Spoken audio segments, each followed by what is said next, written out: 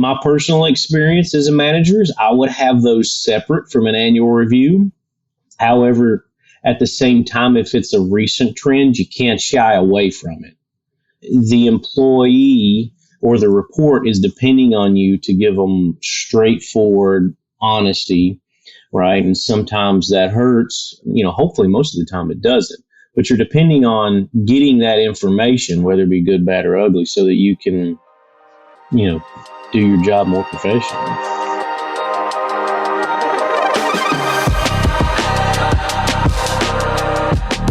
Rising above the buzz of ultrasonic cleaners and the clanking of stainless steel are the ideas and voices that are changing an industry.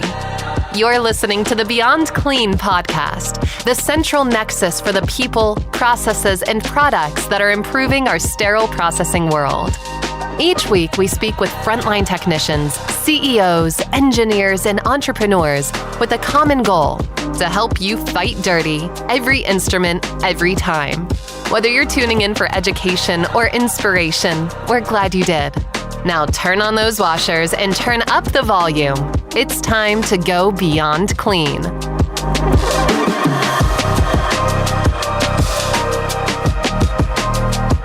Hey there, clean freaks. Welcome to this episode of the Beyond Clean podcast, season 24, the papers that make us awesome. Talking today about annual evaluations and recognition in sterile processing with our guest, Cody Troutt, the clinical education specialist at Steris. We're going to dive into a lot of questions about, hey, what's the goal of this eval from the leadership perspective and from the technician perspective?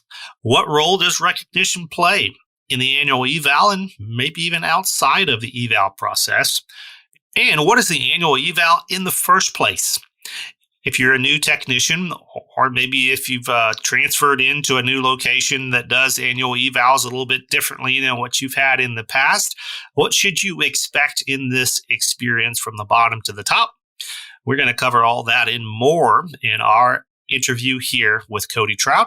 So hang with us for just a moment. We'll be right back.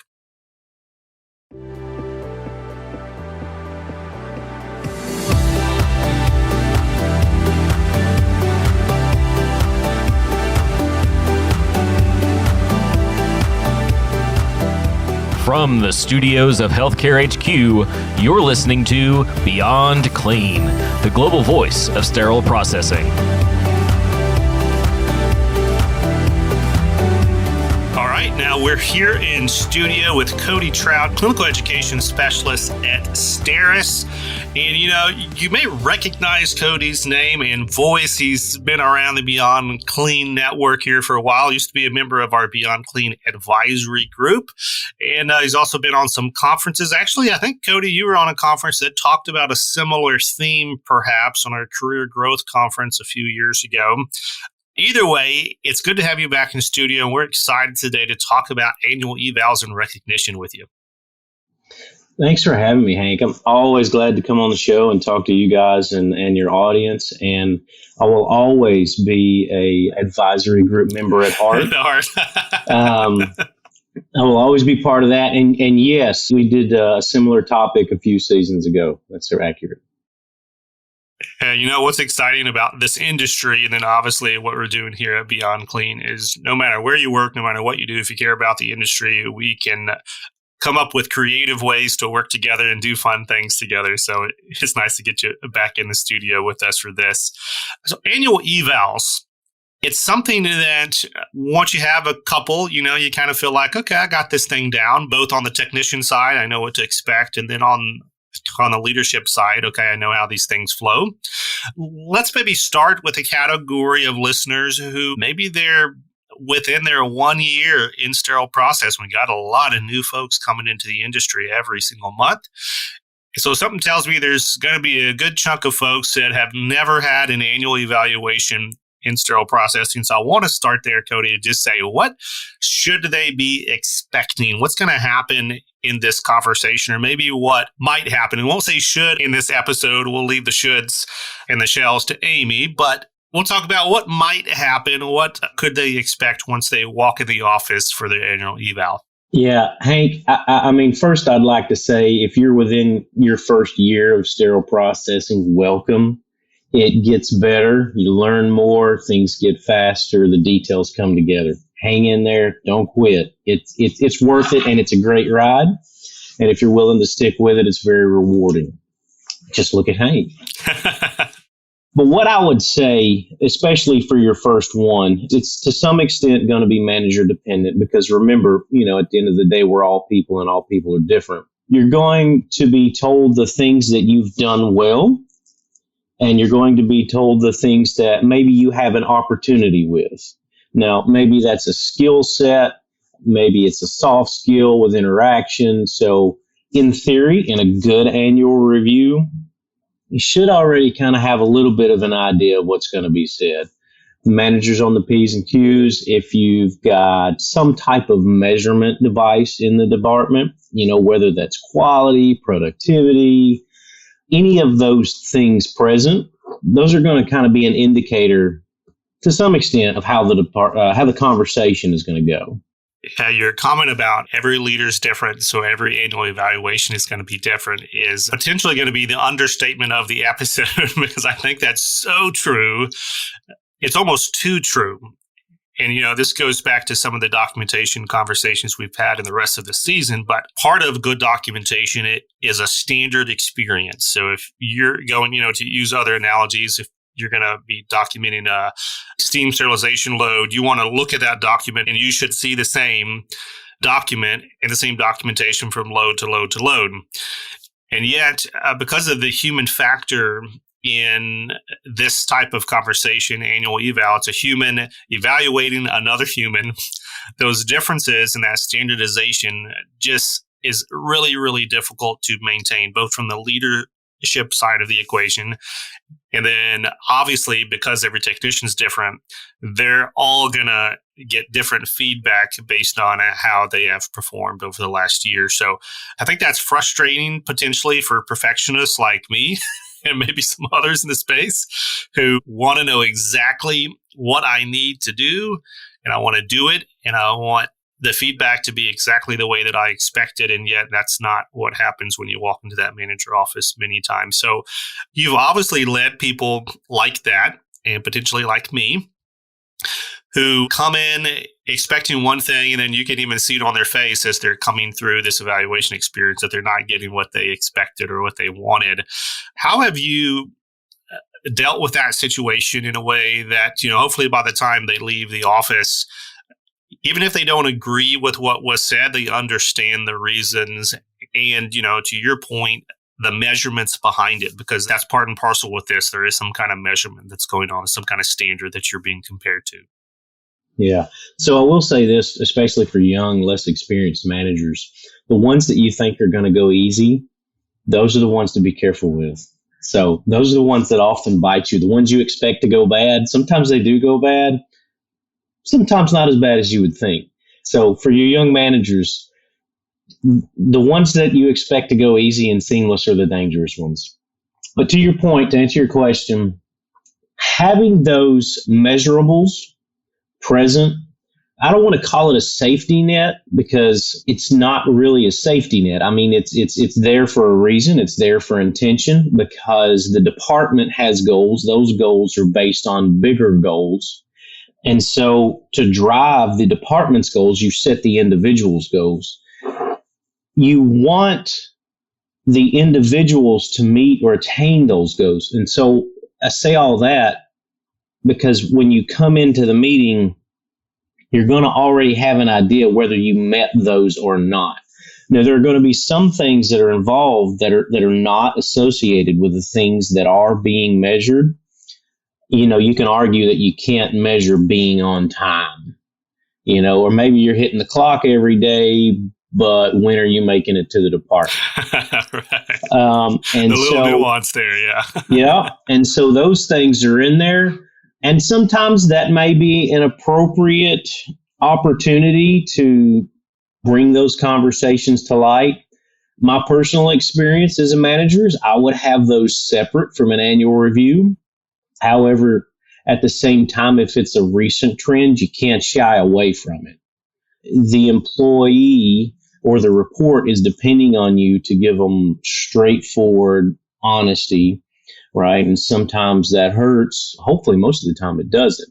But you're depending on getting that information, whether it be good, bad, or ugly, so that you can, do your job more professionally. Did that answer your question? Yeah, you said two things I want to go back on. And actually, the first thing you've said twice now in two of your answers, but it's a version of you shouldn't be surprised if the manager's doing their job, if the director's doing their job throughout the year, and if you're paying attention in any form or fashion to the feedback you've been getting from your leaders over the past 12 months as a technician, then no one should be surprised when you walk into that room for your annual eval, how it's going to go. Now, there may be specifics to your point that, okay, like I didn't realize they're going to bring that up, or I didn't realize, they want me to start focusing on this thing next time. That's okay. But by and large, you shouldn't walk in thinking you're going to be an A+ student and then you're shocked to find that you didn't even pass the class. And I think that's really important because there's a lot of takeaways to that, from the leadership side of things. Okay, then what do I need to do to make sure that my staff is not surprised throughout the year? And then from the staff, component, what do I need to do to realize these little comments that are made at the staff meetings or these little feedback that I'm getting kind of in the moment on the floor as my lead tech walks by and says, hey, like you should maybe do this instead. That's not it'd be nice if you did, like I really like it if you did. This is tying into the goals that we have for you in your annual eval. So that's the first thing you brought up. I think that's really important. Right. That's a gentle nudge in the right direction. That's your first. I wouldn't even call it coaching. That's your first gentle nudge. Right. And it's completely appropriate. Right. And, the other thing is in how that conversation goes, to the technician in the room, it should not be the first time that they feel like the leader wants them to attain these goals. That's another thing that you just kind of like threw this out here offhand, but it's so important. Your job as a manager or leader is to get your people to meet the goals. It's not to wait until the end and then sit down with his annual eval and be like, gotcha. You missed it. You missed the goal. And now I'm going to ding you for it. That is such not the spirit of leadership and of mentorship. And yet it's easy, for managers that are either busy or disconnected or just don't have that leadership skill set, to treat these annual evals as kind of a gotcha moment to ding the people that are causing headaches throughout the year. And it's like, okay, like you do that, but you just wait till your annual eval and it's all going to catch up with you. But that's not what's good for the technician. That's not what's good for the department. And that's actually not the purpose of the eval. So like you bring that up, I think is really, really important for folks to get a handle on. Yeah. And to carry that down more, there are good technicians and not good technicians. There are good managers, not good managers.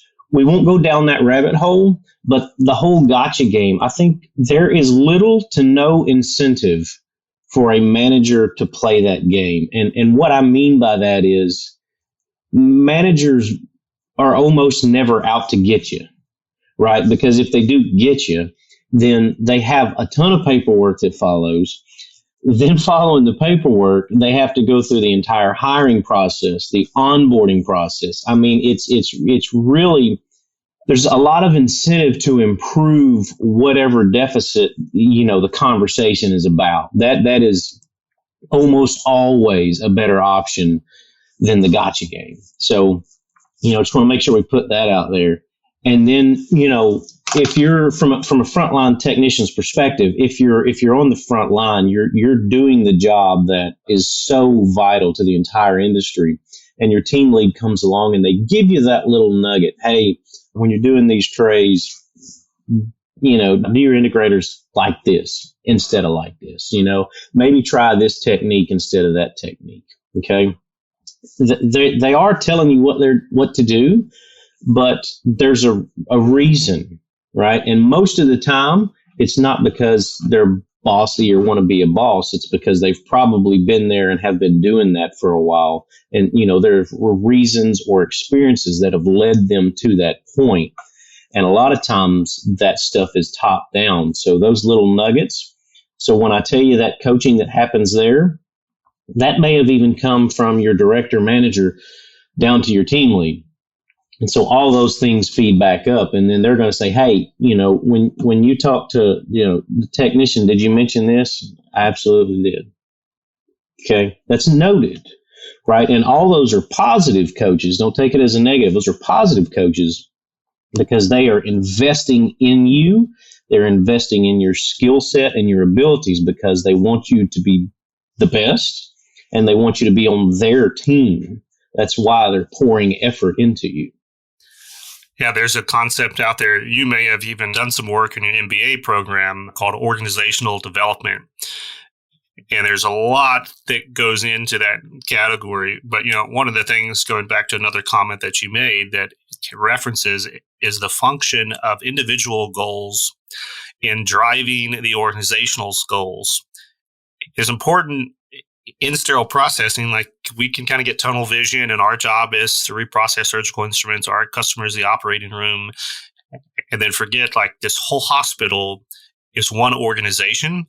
In the hospital itself, at the highest level, the C-suite, or even higher than the C-suite, the entire system, wherever the headquarters of your health system happens to be, they've got goals, and those are big goals that, should kind of waterfall down into department goals, into individual goals. And the only way for the entire system to hit their organizational goals is for everyone to do their part at the department level, all the way down to the individual level. So it's not just, hey, was Cody a good tech this year and I'm going to grade him accordingly? It's, was he contributing in all these small ways to these individual goals in order for us to meet our department goals, in order for the organization to meet their goals? And it's such a big picture beyond, again, the manager and the technician that happen to be sitting in that room. So I think that was a great.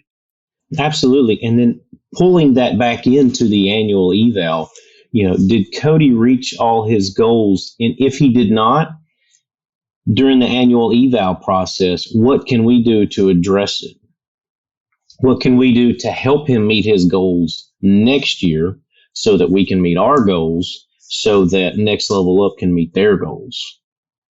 Right. And that's where that annual eval, that coaching, that constant growth comes in.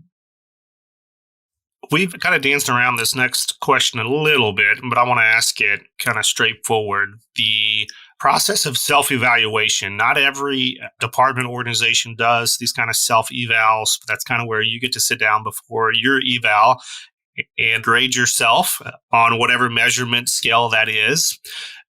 Have you had experience with those? What's kind of your perspective on how helpful or maybe unhelpful those could be, depending on how they're used? They're a tool, and tools can be helpful or beneficial if they're used accordingly, right? I have used them as a manager across other management. I never used them as a technician to say that I did my job or I didn't do my job. I felt like it's with the measurables that are in place. It's obvious if you are doing your job or are not doing your job, outside of some soft skill issues or opportunities. There's probably an opportunity there to prepare for conversations. I think potentially it's more benefit for the one-up that is giving the annual eval than it is for the actual technician. So if I were evaling Hank's had a mediocre average year. It's not been a great year. It's not been a bad year either. It's just been very mediocre. That's about right. And but Hank sends in, he submits his self-evaluation, and I look at his self-evaluation and, brother's on cloud nine. This may be one of those creeper conversations that I thought was going to be very average, and maybe he was a little bit more passionate about what he was able to accomplish this year. So maybe it gives the manager a heads up. Maybe it gives them a better opportunity, more things to prepare for. But there are pluses from the employees' side of it as well. So, managers are caught off guard. Again, they're people too, right? And so if there's something that presents itself that, maybe the manager wasn't aware of, didn't know, didn't realize, there may be an opportunity for dots to connect there that would not have otherwise. Wouldn't it be interesting? I know in your current role, you've probably utilized some Ubers here and there. And what's nice about the Uber process is the driver gets to rate you and you get to rate the driver. Wouldn't it be interesting is if after these annual evals, the technician could rate the manager and how they deliver that eval. Because, we're talking self-assessments on the front end, but on the back end, if there was some kind of objective, did you feel like your leader told you the truth? Did you feel like your leader was understanding of your concerns or disagreements about how you were graded? Like just those kind of basic questions to give us more data points, going both ways, right? Because it's a little bit of a power dynamic by design, because you got your boss and you got the employee. And it's not the employee that's giving the annual eval to the manager. It's the other way around. But yeah, those kinds of tools, getting at this question, I feel like that would be an interesting addition to the conversation. I don't think it'll ever happen. I'm just dreaming over here. No, I've actually seen that done before. Oh, really? Okay. On a random basis, not with every one of them, but on a random basis. Hey, you recently had your eval. Would you rate your manager based on these things? And it's similar to what you were just saying. And the thing of it is it was often very reflective of the annual eval. So the data points lined up. Yeah. So if the annual eval wasn't so great, neither was the feedback. And it wasn't always the case, but that was definitely the majority. And so I think maybe 1 year, maybe 2 years at a facility, and that's the way that they did it. But they did abandon it because it wasn't mirrored, but it wasn't far. That, honestly, just high level, I think human nature, self-awareness is one of the most difficult, virtues or skill sets to obtain, that if you have done a bad job, you are aware of it already and you own it and you don't make excuses for it. And the other way, if you have done a bad job, but you get a good rating, to be aware of, I probably didn't deserve as good of a rating as I got either, right? As we move to the final section here, part of this episode is on the topic of recognition. It hasn't come up too much yet in our conversation, which I've been glad to, because I've been trying to keep it here toward the back end. But obviously, recognition is a huge part about what's going on during the annual eval. And I'm going to guess, in your opinion, should be what's going on both ends of the annual eval, before and after, throughout the year. So kind of give me your perspective on what function it should play inside and outside this annual eval process that we've been talking about. All right. So recognition should happen inside of the annual eval as well as outside of the annual eval. Okay. So I stated earlier that you should never be surprised during an annual evaluation. Okay. Or maybe never is a strong word, but you shouldn't be surprised during an annual evaluation. Okay. That's because recognition can be good recognition or bad recognition. If you have consistently produced bioburden or laparoscopic or electrocautery instruments that are leaking voltage, or anything like that, right? That negative recognition is coming. And the same token, if you are having zero quality issues, that also deserves a mention. Now, is there an official structure set up, to view this monthly, quarterly, annually, whatever? Every department's different, right? If you're going to ask me, I'm going to say, yeah, there should be something. At what frequency? A lot of variables. So that's outside of the annual eval. There should be that positive recognition as well as that opportunistic recognition. Right. We won't call it bad, we'll call it opportunistic. And then inside the evaluation itself, the annual eval is there for recognition. That's the intent of it, whether that's to provide opportunities or to provide appreciation and thanks. Hopefully a little bump in pay comes with it. That's ideal. But you would expect that the annual evaluation is a culmination of your previous year.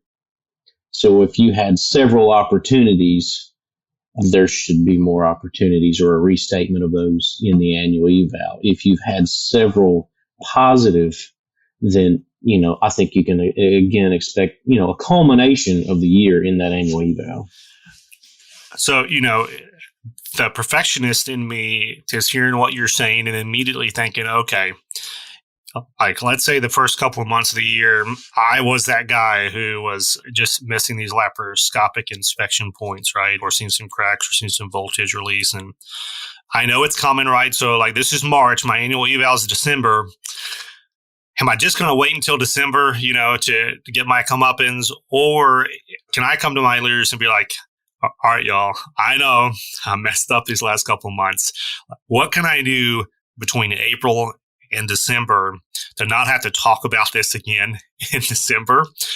To not just, okay, it happened. I'm going to wait. We're going to deal with it. Is there anything that I can do proactively between now and then, to move from a low performer, not even to a middle of the road, but to potentially become the MVP of this laparoscopic inspection, because I don't want that mark to come up again in my annual eval. As we wrap here, how would you encourage technicians who know they've got one or two of those opportunistic conversations coming up, but they want to go in there in as strong of a position as possible? And then also from the leadership side, looking out again, going back to kind of where we started in the beginning, looking out at your staff again and knowing it's my job as a leader to make sure that all of these people not only meet, but exceed their goals for 2020, whatever year it is. What's your encouragement, for leaders for how to address those situations too, from the technician perspective? So first, from the technician's perspective, I think two things is one, you need to do a self-assessment. If you have already had one or two of those conversations, or you're expecting one or two of those conversations, is it being repeated? Is the issue the same thing, or is it completely different? So, bioburden in orthopedics and bioburden in laparoscopic is completely different, but at the same time, it's not. It's still retained bioburden, right? So you need to do a self-evaluation and see what issues you're having. I think that's first and foremost. Look at yourself and say, what am I doing wrong? Where am I messing up? And how can I fix this? And the second is to do exactly what you said, and it's to go to your leaders and acknowledge and say, hey, this has happened. I know it's happened. Help me. How can I get better? How can I be the best? And it is their job to develop you to be a better technician, to lend some of the experience that they've had through the years. And then to jump on the manager side of it, if you have a technician that comes to you and say, hey, I know we've already had these conversations. I want to be, your words, I want to be the MVP of the department. First of all, whatever you need to do to keep that technician at your facility, you need to make a plan to do that. Okay, because that's a keeper. That's somebody that you want for your entire tenure as a manager. That is it's a stellar employee that's going to come to you and reach out, admit their faults, and ask for help improving. And the second thing you need to do is, if they're very specific opportunities, you need to develop a plan and develop a support network to help them reach the goals that they're wanting to get to. Even if they're not, you still need a plan. You still need a support network. More than anything, you need to support your employees to help them attain their professional goals that they've laid out in front of you. And those are some of the things that are also going to come from that annual evaluation. We've had the bad conversations from a manager perspective. What can I do to help you? What can I do to make you more successful? What are your future goals? What else do you need from me? That should always be the last question. What else do you need from me, the manager? What can I do to help you be more successful? I guess that last example question that you threw out there, Cody, is a good place to wrap here. But I want to wrap with another word to those leaders, because I agree. That's the question you should be asking your technicians. What else can I do to help you? What more can I do to help you? At the same time that you ask that, I would maybe encourage managers to have an example or two at the ready. Because keep in mind, your technicians are not leaders. They're not used to telling leaders what they should do many times. And so asking that question can kind of overwhelm them. And I've asked those questions and I've had kind of deer in the headlight looks like, I don't know. I don't know what you should be doing to help me, right? That's your job. But you should be asking the question, to your point, because that is the purpose and that is the reason that you have that leadership position. So I would just add, have an example or two as specific as you can to that technician and say, hey, would you like to do this? Would you like to lead an in-service about laparoscopic testing, once or twice this year? Would you like to do this? Not saying you have to, and this is not, putting you in a box, but just throwing out those practical examples that get folks thinking. And, one of the processes I like to do is say, hey, I don't need an answer now. But, go back home, take a couple of days to think about it. Like, we can meet next week. We can talk a little bit more about it. Don't make this annual eval the last time that they're going to be able to see and talk to you transparently about this topic in the next 12 months. But Cody, terrific job, terrific insight. I knew you would have a lot of gems in this conversation, which is why I invited you as a guest on this topic. Hank, can I add one thing? Absolutely. For the technicians, especially for the ones that are first year, second year technicians, and even the ones that are 20, 30 year, one great tool from a technician that will help you throughout your entire career, learn, and this goes back to the comments that you were just making, learn to manage up, right? Learn to manage your manager. Respectfully, we're not putting, like you said, we're not putting anybody in a box, but learn to manage up, and you need to be self-aware enough to tell them what you need. Okay. So for time's sake, we won't go into what managing up looks like, but dwell on that. Think on that. Think about what it may look like, but learn to manage up. That's actually where I was going to wrap here, Cody, and say, if folks have more questions, they can track you down on LinkedIn. If you want to know more about managing up, if you just have some specific questions around the annual eval, the recognition, Cody's been doing this for a while, like you said. And I've always appreciated his perspectives and insights, even though we don't always agree on everything, which is probably for the best, right? It's good to have leaders out there that are willing to manage the people in the process. We spend so much time in sterile processing talking about the technical side and the compliance side, but this people side of the equation is really, really important. It's near and dear to my heart. So I really appreciate you coming in studio again to talk about it today. Absolutely. Thanks for the opportunity.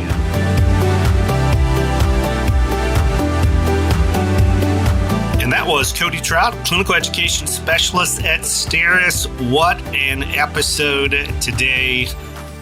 Really got to go deep in this topic of annual evals, both from the leadership and the technician perspective, and everything that goes into documenting the growth, the opportunities, that was a word that came up a lot in today's interview, and the goals, not only for the technician, not only for the department, but also for the organization that is at play in this annual evaluation scenario, as well as closing that interview with insights around recognition and the importance of recognizing throughout the year. And that was something that we didn't necessarily come out and say, but I'm going to say it now, that you shouldn't be saving up good recognition for that one time a year that you get to sit down with your staff member.